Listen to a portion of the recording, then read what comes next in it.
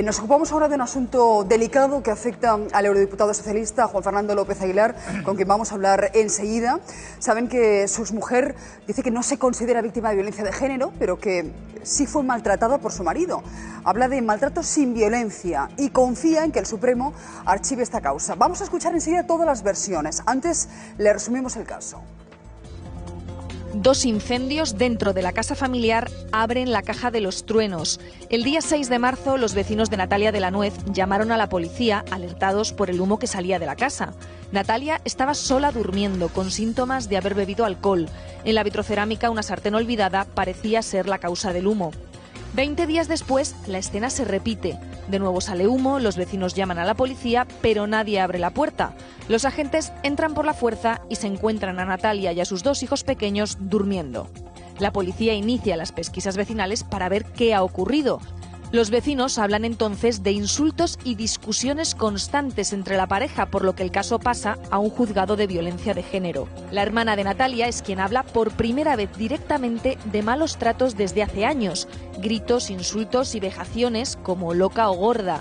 Patricia de la Nuez cuenta también que en una ocasión su hermana le dijo que Juan Fernando le había golpeado la cabeza contra el suelo y le había dado un puñetazo en el ojo. Precisamente por un golpe similar en la cara, Gorka, el hijo mayor de Natalia, denunció a su padrastro en enero. Creyó que había pegado a su madre, pero la denuncia fue retirada tras comprobar que López Aguilar ni siquiera estaba en Las Palmas ese día. Finalmente, el juez ha llamado a declarar a la propia Natalia. En el acta del juzgado, López Aguilar queda retratado como un hombre agresivo y violento. Natalia explica que el divorcio está siendo conflictivo. Habla de la supuesta infidelidad de su exmarido y describe escenas diarias como estas. En una ocasión asegura a cabezazo limpio le hizo una raja en la frente. También cuenta que antes de 2009 le dio un empujón contra la mesa y le puso un ojo morado a cabezazos. Natalia considera que López Aguilar tiene poco autocontrol y tolerancia cero a la frustración. Hace unas horas Natalia escribía en su Facebook que no solo va a pasar página, va a escribir, dice, un libro nuevo. Señor López Aguilar, buenos días. El tema es delicadísimo. Le estamos viendo decir no con la cabeza mientras estaba escuchando usted el relato de este vídeo. A mí me gustaría aclarar las dos posturas y lo primero es saber en qué situación procesal se encuentra usted. No son buenos días para mí, al contrario, son los más dolorosos que me ha tocado sufrir en toda mi vida. Porque es la injusticia más lacerante a la que me he enfrentado nunca. Claro que digo no con la cabeza, es que no me puedo creer. Nadie que me conozca puede reconocerme ni en esas actitudes, ni muchísimo menos en esas palabras. Nunca he hablado así, nunca me he comportado así. Es una injusticia lacerante, de la que soy víctima yo, y de la que soy completamente inocente, y lo voy a demostrar. Pero que además trae causa, como es evidente, de hechos con los que no tengo nada que ver. Abandoné el domicilio familiar, el único contexto de esas acusaciones retroactivas sobre asuntos y hechos que nunca fueron denunciados, sobre los que no existe ningún parte judicial, ningún parte policial, ni muchísimo menos ningún parte médico de lesiones, es un divorcio doloroso que he intentado conducir desde hace más de un año con enormes dificultades y sin ninguna cooperación por la otra parte.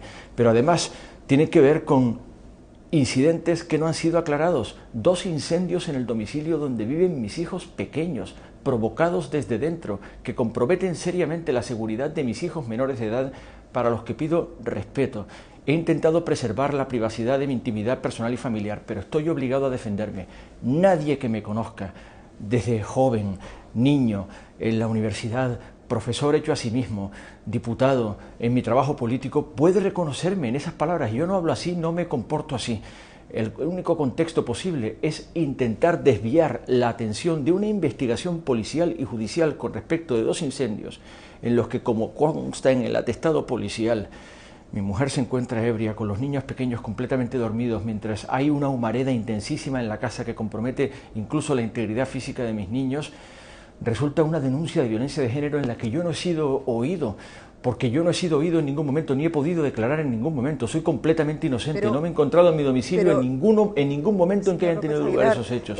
Usted nos está diciendo que es víctima de la ley que usted mismo sacó adelante, de la ley contra la violencia de género. Por tanto, tenemos que pensar que esta ley tiene rendijas. Creo en la ley de violencia de género, la hice yo. He escuchado decir al Partido Socialista, nos tomamos muy en serio la ley de violencia de género. No me la voy a tomar en serio, que la hice yo, pero déjeme decirle que La ley de violencia de género tiene un perfil arquetípico, una mujer maltratada que tiene miedo del varón, que intenta afirmar su autonomía personal o deshacerse de una antigua relación, un exmarido, un exnovio, un examante, y el varón la acosa o la agrede.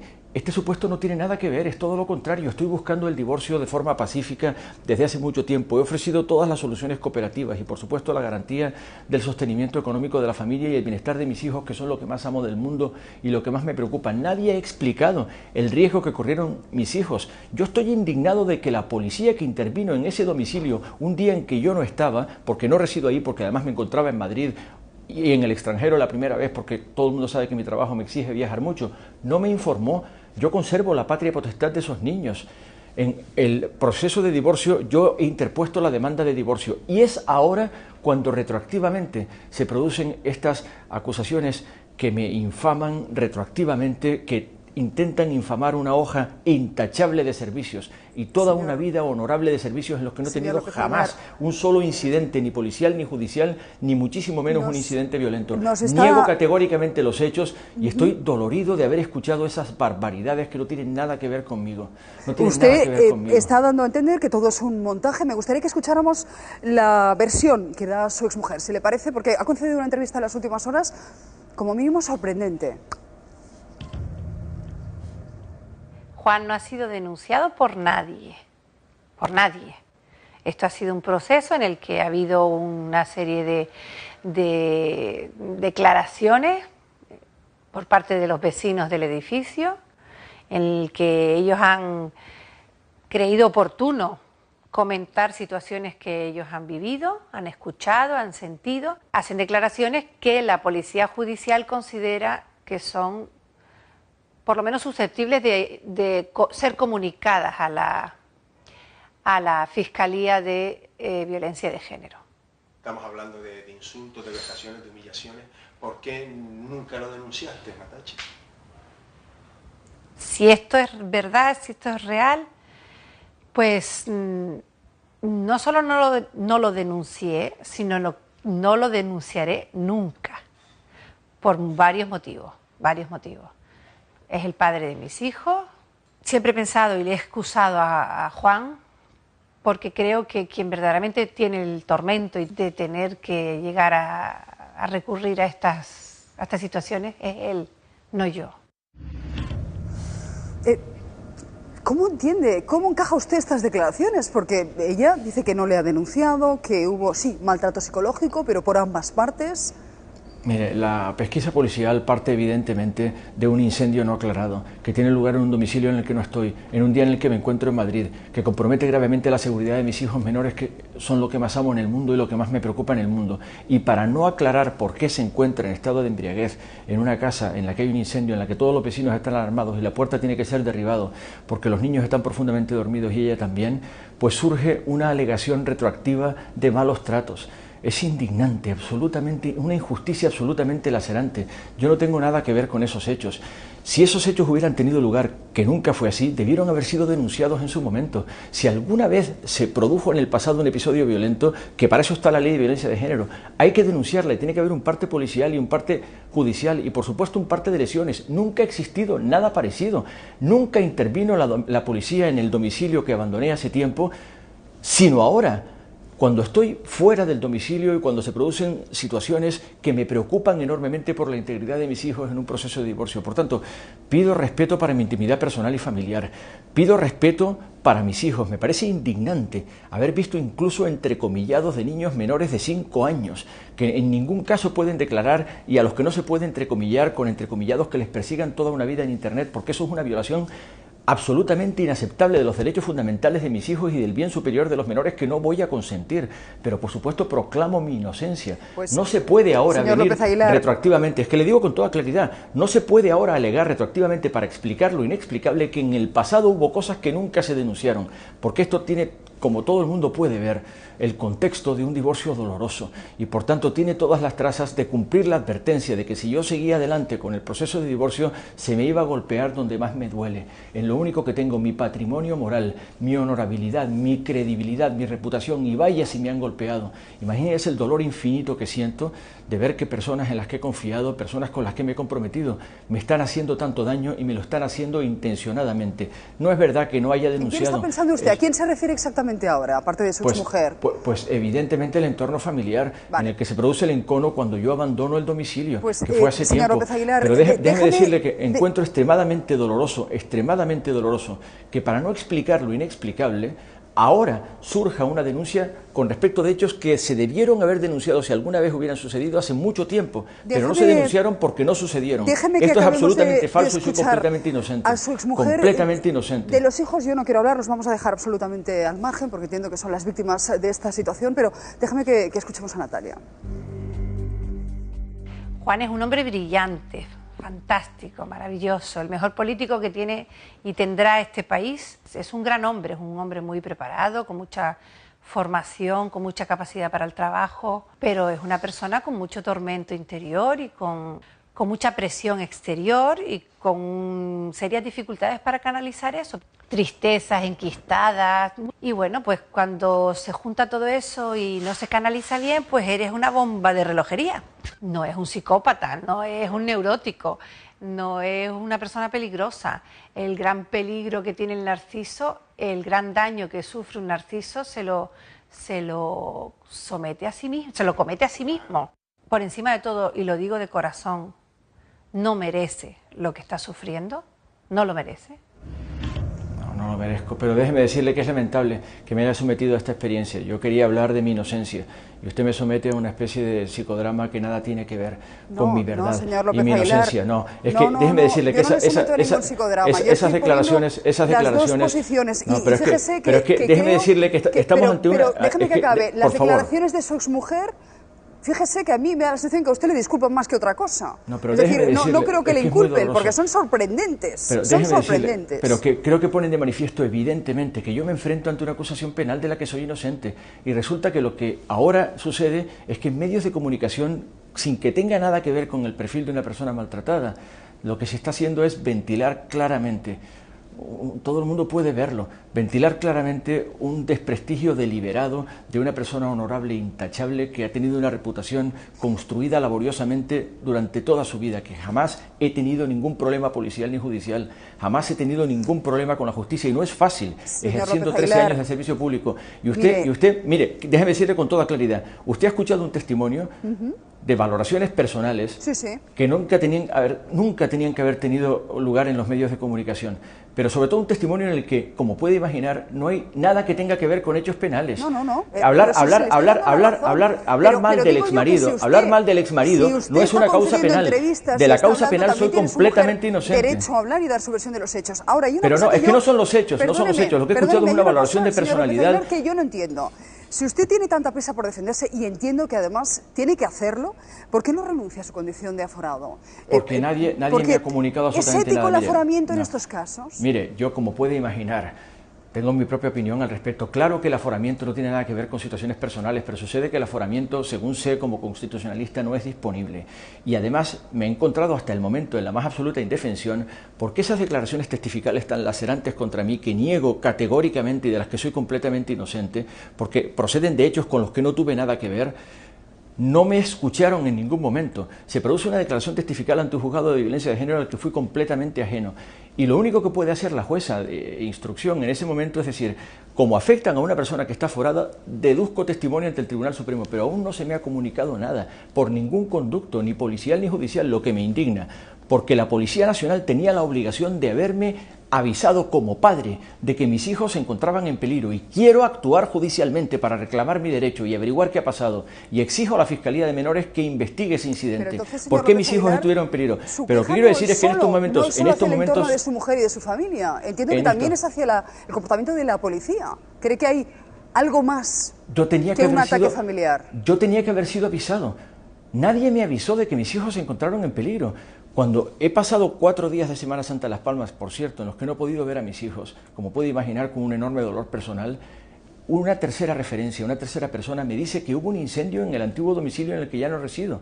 Y yo hago una averiguación el Viernes Santo en el que se me dice no hay nada que se pueda averiguar hoy porque es día de fiesta. Y esto lo lleva a una unidad de la Policía Judicial que se llama Servicio de Atención a la Familia. Tiene que llamar el lunes. El lunes di una rueda de prensa como parlamentario europeo, plenamente en forma, convencido de mi actuación como parlamentario europeo. Después llamé a la Policía Judicial, que ya estaba de servicio el lunes por la mañana, y me dicen, ha sido derivado a un juzgado de violencia de género. Y digo, ¿cómo? Estoy completamente sorprendido. Y me encuentro con que ahora retroactivamente, para justificar un episodio inexplicable, se vierte contra mí una acusación retroactiva con hechos que nunca tuvieron lugar, que debieron haber sido denunciados en ese momento si alguna vez hubieran sucedido, y de los que soy completamente inocente. Sigamos un poquito más y hablemos de la repercusión política que está teniendo su caso, porque bueno, se ha pronunciado sobre ello el secretario general de su partido, Pedro Sánchez, le escuchamos.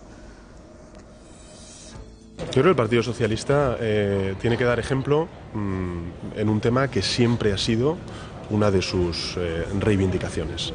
La lucha contra la violencia de género. Y desde luego cuando ese presunto caso nos afecta en primera persona, pues tenemos que responder con total contundencia, como creo que lo ha hecho el Partido Socialista. A partir de ahí vamos a esperar a ver cómo se producen los acontecimientos, pero creo que el Partido Socialista ha actuado con la contundencia debida.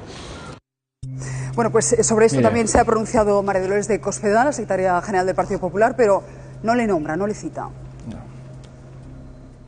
Que la violencia contra las mujeres significa que todos tenemos que estar en guardia y tenemos que tener tolerancia cero, y que no valen excusas, y que no valen razones, y que no valen cargos políticos, y que cuanto más responsabilidad tiene una persona, más cuidadoso tiene que ser en el respeto que le debe a la mitad de la población de este país y del mundo entero. Y ya por último quiero que se escuche a sí mismo. Decíamos que fue usted el padre de la violencia, de la ley de la violencia de género. Quiero que se escuche a sí mismo cuando se aprobó. Enseguida voy con usted. Por alguna razón resulta que muchas mujeres en este país están sometidas a hombres con los que ya no quieren convivir, pero que no están dispuestos a aceptar que las mujeres ya no quieran convivir con esos hombres y reaccionan con violencia. Y hay un gobierno que en un momento dado se compromete de manera rotunda ante toda España, de manera expresa, a decir la violencia no es una opción. Y este gobierno la va a perseguir como nunca se ha visto. La violencia para los hombres furiosos no es una opción. No la vamos a consentir. Y este gobierno se va a comprometer como nunca se ha visto a proscribirla y a erradicarla y a combatirla con todos los instrumentos a su alcance. Y lanza un mensaje muy potente de protección de las mujeres frente a los hombres furiosos. Señor López Aguilar, no le negaré que estos días hemos leído articulistas que decían hay cierta justicia poética en lo que le está pasando al señor López Aguilar. Él aprobó una ley que permitía estos resquicios, que la presunción de inocencia se pusiera en entredicho. Diga. Déjeme decirle con toda claridad que ese soy yo. Estos días he recibido muchísimos mensajes de los que me han conocido en la infancia, en la juventud y por supuesto en mi trabajo político. Y me dicen, tú no eres nada que tenga que ver con eso que aparece en esas declaraciones testificales ante un juzgado. Tú no eres así, tú nunca has hablado así, nunca te hemos oído hablar así, nunca te hemos oído comportarte así. Pues yo digo, efectivamente, confía en mí, porque ese no soy yo. Yo soy el que acaba de hablar. Y fíjese que el caso de la violencia de género, que efectivamente yo la promoví, soy el padre de la ley de violencia de género, fue la primera ley del gobierno Zapatero de la que estoy orgulloso, además de la de igualdad, además de la del divorcio exprés, además de las leyes del matrimonio igualitario, además de tantos avances en derechos de ciudadanía. Tiene como objetivo principal proteger a una mujer que intenta deshacerse de una relación frente a un hombre violento. Pero este es el caso, déjeme decirlo con toda honestidad, es el caso no solamente distinto, sino contrario. Yo he intentado disolver pacífica y cooperativamente un matrimonio encontrando muchísimas dificultades. Llevo más de un año intentando encontrar un acuerdo pacífico y no se me ha permitido. Todo el mundo que me conoce sabe que he sufrido muchísimo en este proceso de divorcio que he deseado sustraer por completo del conocimiento público y por supuesto de ningún debate. Usted me ha hecho escuchar algunos testimonios que no tienen nada que ver con delitos que ahora se me afean. No, tienen que ver con valoraciones personales que proceden del desencuentro y de la situación dolorosa de un divorcio conflictivo. Que fuesen delitos. Yo simplemente le he puesto, le he dejado escuchar la versión de su mujer, que insisto, no le acusa usted de malos tratos. En todo caso, dice que se han maltratado mutuamente y psicológicamente, nunca físicamente. Pero es terrible que yo me tenga que enfrentar a una acusación falsa de malos tratos, a una acusación falsa de violencia de género. Es terrible porque yo, claro que creo en la ley de violencia de género, pero para proteger a las verdaderas mujeres maltratadas, no a una mujer que no habiendo sido maltratada me ha puesto todas las dificultades del mundo para acceder a mis hijos y todas las dificultades del mundo para concluir pacíficamente un divorcio. Y le preguntaba por Pedro Sánchez. A mí me parece que no ha habido mucho calor en sus declaraciones. Bueno, no sé si considera oportunista lo que ha dicho María Dolores de Cospedal, no le cita, pero de alguna manera se pone en entredicho la presunción de inocencia en su caso. Mire, he escuchado alusiones a la contundencia contra la violencia de género. Son las mías, las de toda una historia personal y desde luego política. He escuchado invocaciones a la ejemplaridad doblemente exigente que nos corresponde a los cargos públicos. Siempre me las he aplicado en primera persona. He llegado hasta aquí sin haber tenido jamás un problema con la justicia. Y créame que no es fácil cuando has desempeñado 13, 14 años de cargos públicos. Es muy fácil que te pongan una demanda, es muy fácil que te pongan una querella. Nunca me ha sucedido porque he tenido un comportamiento intachable y por eso precisamente en un contexto de divorcio doloroso, todo el mundo puede verlo, se me está golpeando donde más me duele. En mi patrimonio personal, en mi patrimonio moral, en mi intachabilidad y en mi honorabilidad, pero sobre todo en mi inocencia. Podríamos Soy seguir hablando de su caso, inocente, pero a mí es algo que particularmente no me gusta hacer cuando la persona afectada no está delante. Y por tanto, os pido que cualquier comentario, cualquier pregunta la hagáis para que él se pueda defender. Aquí en ningún momento se ha puesto en tela de juicio la presunción de inocencia del señor Fernando López Aguilar. Soy inocente completamente de esos hechos que se me afean. Y además, si alguna vez tuvieran tenido lugar, tenían que haberse denunciado en su momento. Y hemos escuchado que no se denunciaron en ningún momento. Vamos a ver, el problema, podemos creerle a usted y es posible que tenga razón, pero claro, con todos los respetos, si en otras ocasiones hemos dicho, yo por lo menos he dicho, que a una mujer que sufre un supuesto maltrato no automáticamente lo denuncia. Puede ocurrir que por miedos, por inseguridades, por 1000 factores subjetivos, sea difícil sufrir la denuncia y sufrir el maltrato y denunciarlo inmediatamente. Suele pasar un tiempo. Claro, lo que no podemos hacer es, porque le conozcamos a usted, porque nos fiemos de usted, variar un poco ese análisis. Es evidente que las denuncias falsas son el 0,001% y esto usted posiblemente también lo ha dicho antes. Yo entiendo su situación de desgarro, su situación complicada, es lo peor que le está pasando, lo dice usted con sinceridad y hay que creerle, pero no creo que el argumento sea que si ocurrió hace 7 años, ¿por qué no lo denunció entonces? Porque hay mucha gente que sufre malos tratos y no los denuncia nunca o los denuncia pasados muchos años después. ¿No le parece llamativo que se denuncien cuando la policía derriba la puerta e interviene en un domicilio que está lleno de humo, donde ella está profundamente dormida y se encuentra en el atentado policial en unas condiciones en las que no puede responder, y cuando los niños están profundamente dormidos? Y es entonces cuando surge esto, cuando yo ya no resido en el domicilio y he firmado la demanda de divorcio.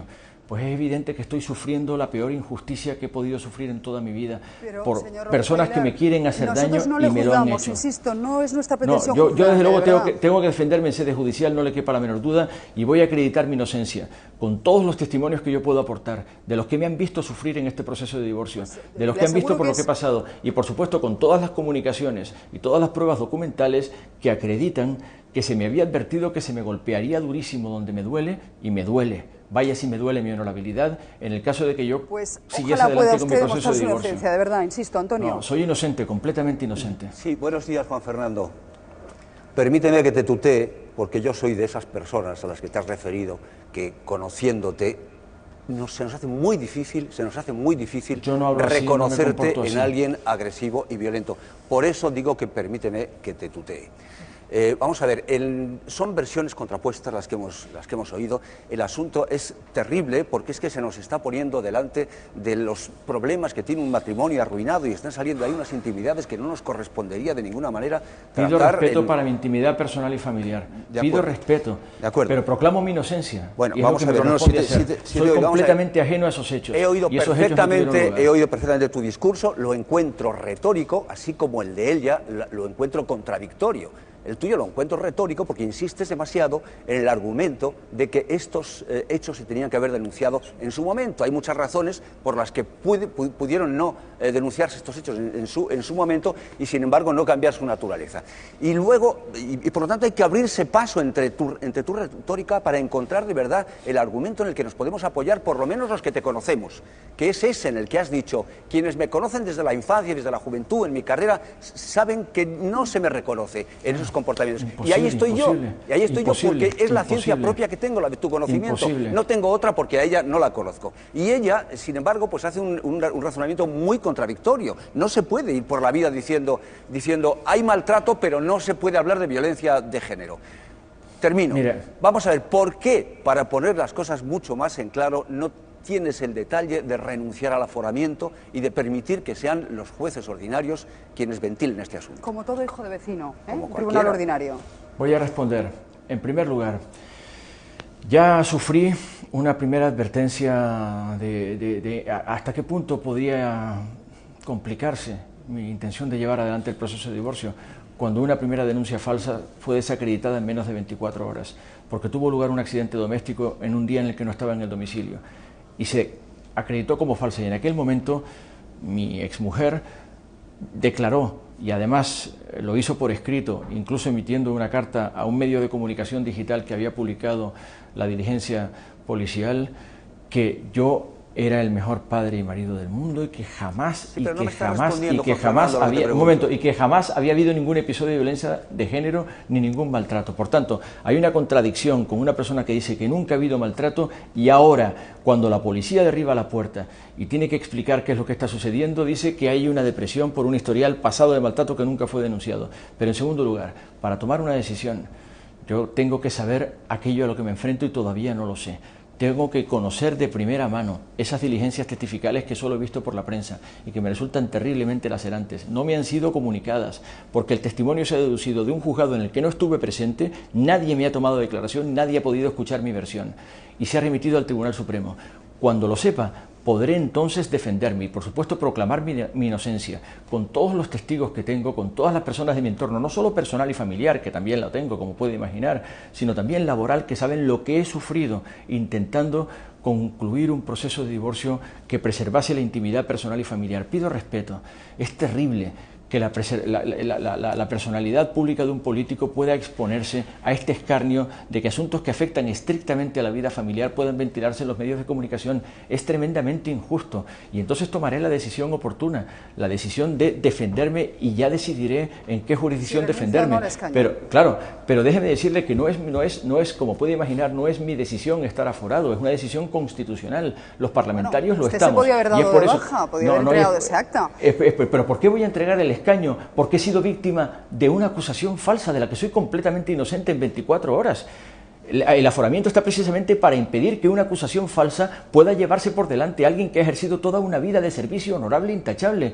Todo el que me conoce sabe que he conducido mi acción pública sin ninguna tacha, de forma impecable, de forma honorable, sin haberle causado jamás un problema al partido. La última pregunta. Por tanto, yo tomaré mi decisión cuando conozca aquello de lo que me tengo que defender, pero proclamo mi inocencia y desde luego insisto en que lo que no puede ser es que para explicar incidentes policiales de los que soy ajeno, porque tuvieron lugar cuando yo no estaba en el domicilio, yo tenga ahora que responder retroactivamente de unos malos tratos que nunca tuvieron lugar. Señor López Aguilar, yo no prejuzgo, es un tema muy delicado, hay dos versiones y es verdad, como dice Antonio, que le conocemos y nos cuesta mucho pensarlo, pero yo creo que en su argumentación hay dos asuntos que fallan. Uno, que parece que usted niega que exista el maltrato que no se denuncia, cuando sabemos que incluso mujeres asesinadas nunca han denunciado por maltrato a sus esposos, y luego ha dicho también que esto forma parte de la esfera de lo personal.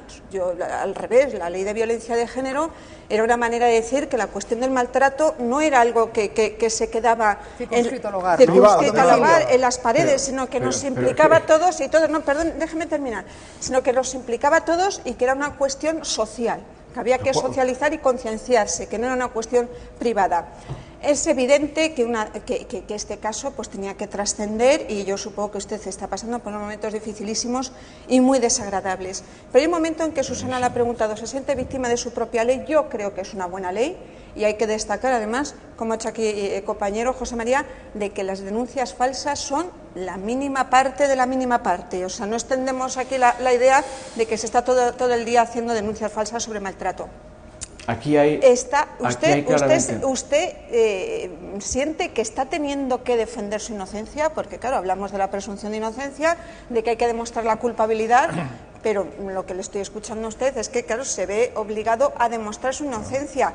Y una cosa ¿qué estaría usted diciendo como padre de esa ley contra la violencia de género si este caso lo estuviera afectando a un exministro del PP?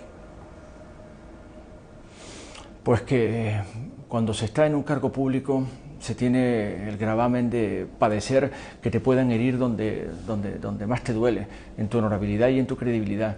Yo he sido siempre ejemplar, nunca he tenido ningún problema. Usted ha mencionado el supuesto de la violencia de género. Una mujer intenta afirmar su autonomía personal, normalmente reemprender su vida, o deshacerse de una pareja o emprender su vida con otra pareja, y el varón no lo acepta. Este no es el caso. Yo jamás he acosado a mi mujer, jamás he acosado a mi exmujer, jamás he intentado evitar la finalización del matrimonio, por el contrario, he ofrecido un acuerdo pacífico que no me ha sido concedido. He ofrecido un acuerdo que me ha costado muchísimo sacar adelante y tengo muchísimos testimonios de ello. Usted me dice que puede concluir en la muerte, pero es que no ha habido ningún episodio de violencia y ella misma lo reconoce. Lo que se hace es explicar un incendio de domicilio. Y segundo, la ley de violencia de género está, claro que sí, para proteger a las mujeres maltratadas, pero este no es el caso. No hay una mujer maltratada, hay un caso de divorcio doloroso en el que los argumentos que se vierten, déjeme que le diga con toda claridad, por favor, es que los argumentos que he escuchado me han dolido terriblemente porque me ha parecido injusto tener que escuchar en un medio de comunicación asuntos que afectan a la vida personal que nunca hubiera tenido que escuchar en un medio de comunicación, pero que en ningún caso tienen relevancia penal. Decir, es una persona que sufre, es una persona que lo pasa mal, es una persona que está muy tensa, eso no tiene ninguna relevancia penal, no tiene nada que ver ni con la violencia ni con los maltratos, tiene que ver exclusivamente con los alegatos de una persona de la que he interpuesto una demanda de divorcio. ¿Renunciará usted a su escaño? Es obligado por el Código Ético. Yo quiero al Partido Socialista, lo he servido honorablemente.